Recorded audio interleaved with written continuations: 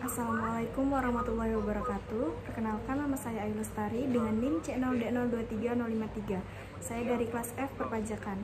Baiklah, di sini saya akan mempresentasikan PowerPoint yang berjudul Penyusutan dan Amortisasi dalam Akuntansi Pajak. Latar belakang, dalam dunia bisnis modern, perusahaan menggunakan aset tetap dan aset tak berwujud yang memiliki masa manfaat lebih dari 1 tahun. Seiring waktu, nilai ekonomis aset ini akan menurun karena penggunaan usia atau perubahan teknologi. Oleh karena itu, diperlukan pengakuan akuntansi dan pajak berupa penyusutan untuk aset berwujud dan amortisasi untuk aset tak berwujud. Penyusutan dan amortisasi memiliki pengaruh besar dalam laporan keuangan serta perhitungan kewajiban pajak perusahaan.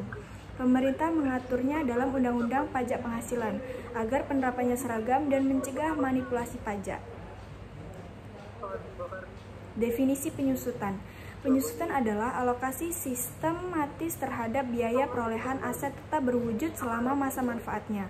Tujuannya adalah untuk mencerminkan penurunan nilai aset karena penggunaan atau usia. Menurut PSAK nomor 16, penyusutan dilakukan menggunakan dua metode utama, yaitu garis lurus dan saldo menurun. Dalam pajak, penyusutannya hanya dikenakan pada aset berwujud yang digunakan untuk menghasilkan penghasilan, kecuali tanah yang umumnya tidak disusutkan. Definisi amortisasi. Amortisasi adalah proses alokasi biaya atau aset tidak berwujud, seperti hak cipta, lisensi, atau biaya pengembangan. Seperti penyusutan, amortisasi dilakukan selama masa manfaat ekonomis aset tersebut, tetapi hanya menggunakan metode garis lurus. Dalam pajak, amortisasi dilakukan dalam Pasal 11A Undang-Undang Pajak Penghasilan dan hanya berlaku pada aset tak berwujud yang digunakan untuk kegiatan usaha yang produktif. Penerapan di berbagai sektor. Penyusutan dan amortisasi ditetapkan di berbagai sektor usaha.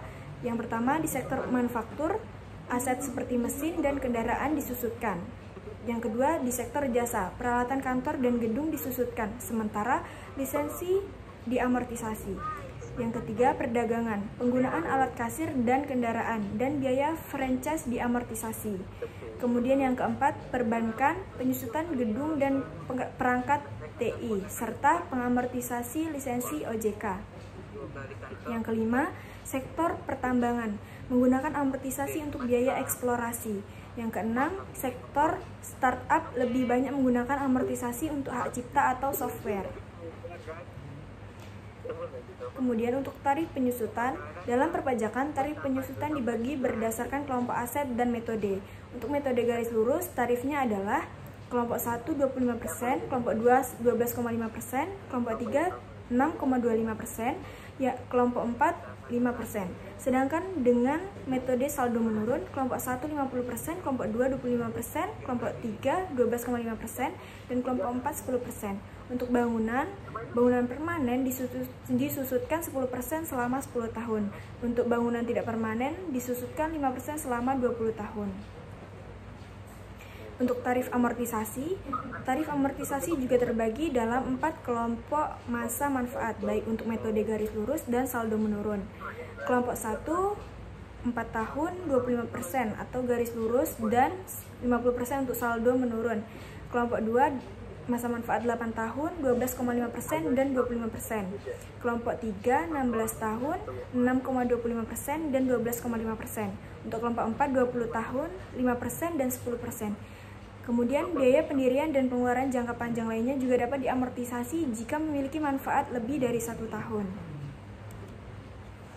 Kesimpulannya, penyusutan dan amortisasi sangat penting dalam dunia akuntansi dan perpajakan. Keduanya memastikan bahwa nilai aset dan beban perusahaan tercatat secara wajar dan sesuai dengan masa manfaatnya. Selain itu, penghitungan pajak menjadi lebih adil dan transparan. Sekian presentasi dari saya. Apabila terdapat banyak kesalahan, saya mohon maaf yang sebesar-besarnya. Saya akhiri. Wassalamualaikum warahmatullahi wabarakatuh.